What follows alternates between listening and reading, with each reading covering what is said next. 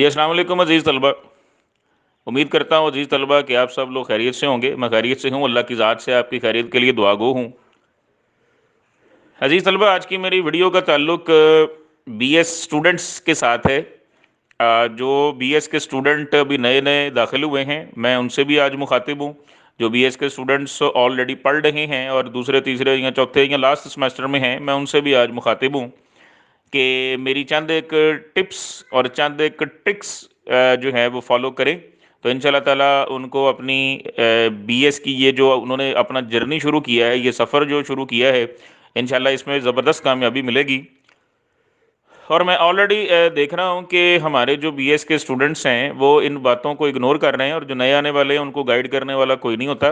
वो बेचारे खुद ही एंड तक जाते-जाते इन चीज़ों को सीखते हैं। तो मैं चाहता हूँ कि मैं शुरू में ही उनको ये चीज़ें बताऊँ ताकि उनका सफ़र आसान हो और फाइनल तक जाते-जाते वो इन चीज़ों के माहिर बनें।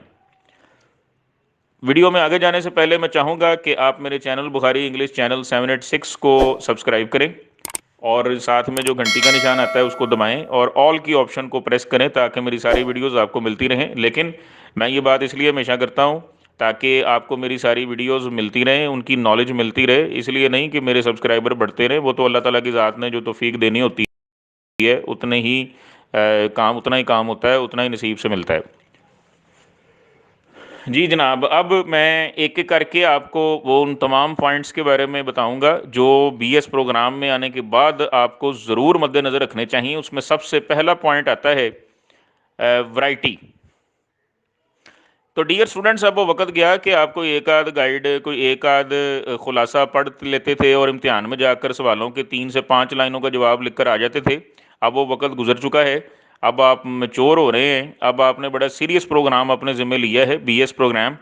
तो अब आपका ये रवैया काबिल कबूल नहीं होगा कि आप एक ही किताब से, एक ही गाइड से पढ़ कर जाके सारा काम कर लेंगे। अब ऐसा नहीं होगा।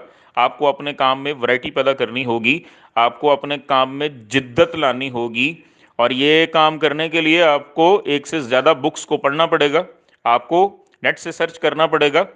और बेहतरीन तरीका तो ये होता है कि आप ये सारी सर्च अपने पास नोट कर लें और इनकी मदद से अपने नोट्स तैयार करें और वो पेपर में जाकर लिखेंगे तो आपको बेस्ट मार्क्स मिलेंगे।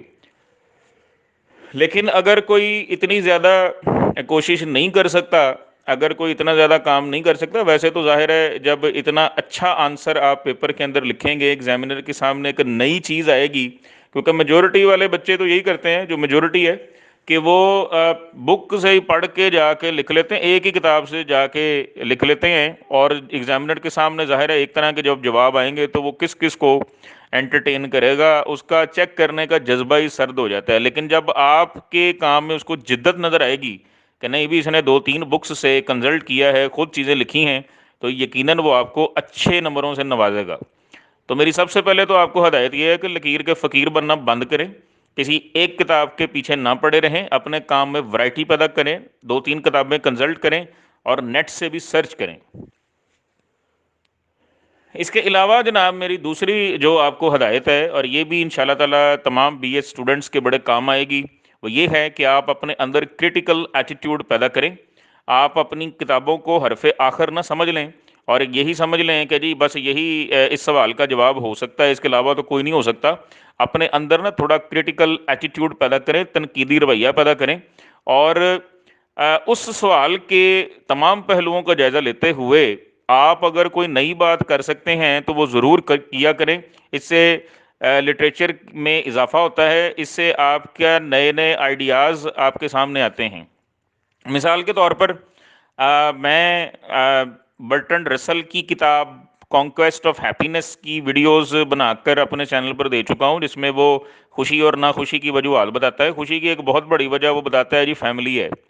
लेकिन अगर आपको लगता है कि रसल के मज़मून में, रसल की बुक में, कॉन्क्वेस्ट ऑफ हैप्पीनेस में अगर कोई ऐसी बात आपको लगती है कि नहीं ये बात ऐसी नहीं है, बल्कि रसल खुद ही अपनी बुक के किसी हिस्से में ये कह रहा है कि जी फैमिली इंपॉर्टेंट नहीं है, फैमिली हैप्पीनेस की वजह नहीं है, तो आपके पास अगर कोई माकूल दलील मौजूद है जिसमें आप साबित कर सकते हैं कि no ji family is not a cause of happiness, तो आप उसको पेश करें और उसके साथ दलील पेश करें।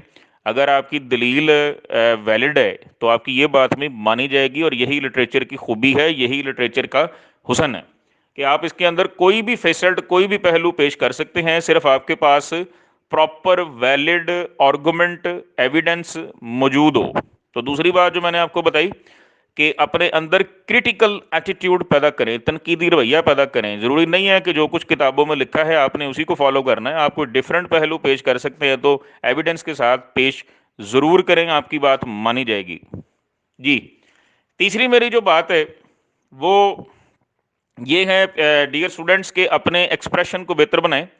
एक्सप्रेशन से मुराद ये है कि ज़ुबान कोई भी हो, अंग्रेज़ी है, उर्दू है, सराइकी, पंजाबी, बलोची, कश्मीरी, कोई भी ज़ुबान है, आप ज़ाहिरी बात है उसको सीख रहे हैं तो वो ज़ुबानें इजहार की मोहताज हैं, और वो इजहार ज़ाहिरी बात है आपने या बोल के करना है या लिख कर करना है। अब हमारे मुल्क में जो ट्रेंड है, हमारे मुल्क में जो ज़्यादा स्किल के ऊपर काम किया जाता है वो राइटिंग स्किल है, कि आप राइटिंग करके दिखाएं, तो आप अपने एक्सप्रेशन को बेहतर बनाएं। वरना जो पहला पॉइंट था कि जी वैरायटी ऑफ बुक्स पढ़ें, या जो दूसरा पॉइंट है कि आप अपने अंदर क्रिटिकल एटीट्यूड पैदा करें और डिफरेंट चीज़ें लिखें, तो लिखने के लिए आपको अपना एक्सप्रेशन बेहतर बनाने की ज़रूरत है। मैं सभी बीएस स्टूडेंट से बात कर रहा हूँ, और ख़ास तौर पे अंग्रेज़ी वालों की तरफ मैं ख़ास तौर पे इशारा करूँगा कि ये लोग बेसिक इंग्लिश ग्रामर में लकीर के फ़कीर होते हैं, मतलब कि इंतहाई इनकी बुरी हालत होती है। ये इनको बेसिक इंग्लिश ग्रामर भी नहीं आती, और ये बीएस प्रोग्राम में दाखिला ले लेते हैं, और फिर ये 4 साल जलीलो ख्वार होते हैं क्योंकि इनको प्रॉपर अंग्रेज़ी लिखने नहीं आ रही होती। तो ये लोग ख़ास तौर पे तवज्जो करें, ये बेसिक इंग्लिश ग्रामर पे पकड़ करें, उसको कवर करें, उसमें मास्टर बने। नहीं बन सकते तो कम से कम इतनी को ग्रामर आनी चाहिए कि जो कुछ ये सोच रहे हैं, कोई डिफरेंट चीज़ सोच रहे हैं, तो उसका प्रॉपर इजहार ये कर सकें। तो तीसरा मेरा पॉइंट ये है कि आप अपने एक्सप्रेशन को, अपने इजहार को प्रॉपर बनाएं। अगर आप गलत ग्रामर पेपर में लिख कर आ जाएंगे, चाहे जितने मर्जी अल्लाह और रफ़ा ख्यालात का इजहार आपने किया हुआ है, तो वो चीज़ रिजेक्ट हो जाएगी, क्योंकि आपकी ग्रामर ही ठीक नहीं है, तो आपके ख्यालात की तरफ ध्यान किसका जाना है। नेक्स्ट मेरा पॉइंट ये है अजीज़ तलबा कि जैसे मैंने पहले जिक्र किया अपने तीसरे पॉइंट में कि हमारे मुल्क में ज़्यादातर राइटिंग स्किल के ऊपर काम किया जाता है। बच्चों को चीज़ें रटा के उनसे राइटिंग करवाई जाती है, बाकी स्किल्स की तरफ कोई ध्यान नहीं होता। लेकिन याद रखिएगा, अगर आप किसी प्रॉपर लैंग्वेज के साथ खास तौर पर डील कर रहे हैं, जिस तरह बीएस इंग्लिश वाले करते हैं, तो आपको अपनी चारों स्किल्स के ऊपर काम करना पड़ेगा। बल्कि सिर्फ इंग्लिश वाले नहीं, तमाम बीएस स्टूडेंट्स को अपनी चारों स्किल्स के ऊपर काम करना चाहिए। उसमें कौन कौन सी स्किल्स हैं? Number 1 writing, number 2 reading, number 3 listening, और नंबर 4 स्पीकिंग। इन चारों स्किल्स के ऊपर आप काम करें। सिर्फ एक स्किल के ऊपर काम करके आप कल को एक बेहतर प्रोफेशनल नहीं बन सकते, क्योंकि जब ये बीएस प्रोग्राम में आपने दाखिला लिया है तो याद रखिएगा, यहाँ पर सिर्फ आपकी राइटिंग काम नहीं आएगी। आपको हर यूनिवर्सिटी की तरफ से हदायतनामा दिया जाता है कि आप ग्रुप डिस्कशंस भी करें, आप प्रेजेंटेशंस भी करें, आप असाइनमेंट्स भी करें, इनैक्टमेंट्स भी करें, क्विज भी होते हैं, ज़ाहिर है फिर एग्ज़ाम तो हैं ही। तो आप जब ये बीएस प्रोग्राम में दाखिला लेते हैं, तो सिर्फ आप अपनी डिग्री के लिए नहीं लेते, आप अपनी पर्सनैलिटी ग्रूमिंग करने के लिए भी ये दाखिला लेते हैं।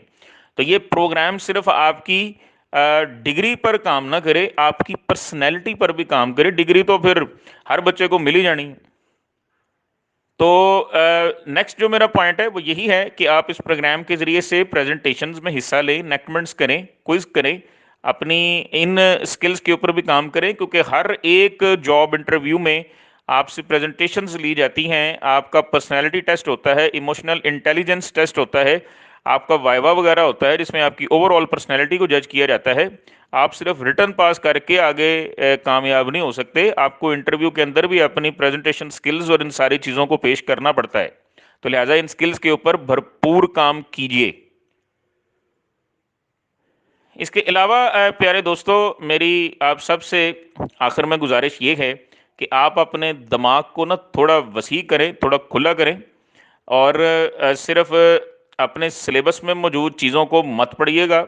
आप सिर्फ लेसन्स के ऊपर तवज्जो करते हैं, आप राइटर्स के ऊपर तवज्जो नहीं करते। अब मेरी बात का जो इशारा है वो बीएस इंग्लिश के, ख़ास तौर पे बीएस इंग्लिश के स्टूडेंट्स के लिए है, या कोई भी वो स्टूडेंट जो किसी ख़ास ज़ुबान पर अबूर हासिल करना चाहते हैं। मिसाल के तौर पर उसमें बीएस उर्दू वाले भी आ जाते हैं, कि आप लोग जस्ट सबक की तरफ तवज्जो देते हैं, लेकिन आप हिस्ट्री उठाकर देख लें, कोई भी इम्तिहान, चाहे वो रिटन है, चाहे वाइवा हुआ, ऑरल हुआ, वहाँ पर सिर्फ सवालात सबक के बारे में नहीं पूछे जाते, राइटर के बारे में, उसकी ज़िंदगी के बारे में, उसके हालात के बारे में, उसके उस दौर के मुल्की मुआशरे के मामलात, हालात, हर चीज़ पूछी जाती है। तो आप सिर्फ सबक के ऊपर ही अपना सारा टाइम ना लगाइए, बल्कि इन चीज़ों की तरफ भी अपना ध्यान लगाइए। उम्मीद करता हूँ प्यारे दोस्तों, मेरी ये वीडियो बीएस प्रोग्राम में ज़बरदस्त कामयाबी किस तरह हासिल करनी है उस बारे में आपको ज़रूर गाइड कर रही होगी। और मैं अपने पॉइंट्स को यहाँ पर रिपीट कर देता हूँ। नंबर 1, वैरायटी काम में पैदा करें। नंबर 2, अपने अंदर क्रिटिकल एटीट्यूड पैदा करें। नंबर 3, अपना एक्सप्रेशन बेहतर करें। नंबर 4, सिर्फ राइटिंग नहीं, अपनी तीनों skills reading, speaking and listening पर भी काम करें। और लास्ट जो मैंने आपको पॉइंट बताया वो ये है कि आप अपने जहन को वसी करें, सिर्फ सबक पर तवज्जो ना रखें, लिखने वाले पर भी थोड़ी सी तवज्जो दे दें, उम्मीद, और उसके हालात पर भी तवज्जो दें, उस वक़्त के दुनिया के मामलात पर भी तवज्जो दें। उम्मीद करता हूँ कि आप मेरी इस वीडियो से फ़ायदा लेंगे और इंशाल्लाह ताला अपने बीएस प्रोग्राम के इस सफ़र को ज़बरदस्त तरीके से कवर करेंगे। मुझे इस वक्त के लिए इजाज़त दीजिएगा। नेक्स्ट टाइम इंशाल्लाह बीएस की या दूसरे किसी प्रोग्राम की नेक्स्ट वीडियो के साथ जल्दी आपकी खिदमत में हाज़िर होऊंगा। तब तक के लिए अल्लाह हाफ़िज़।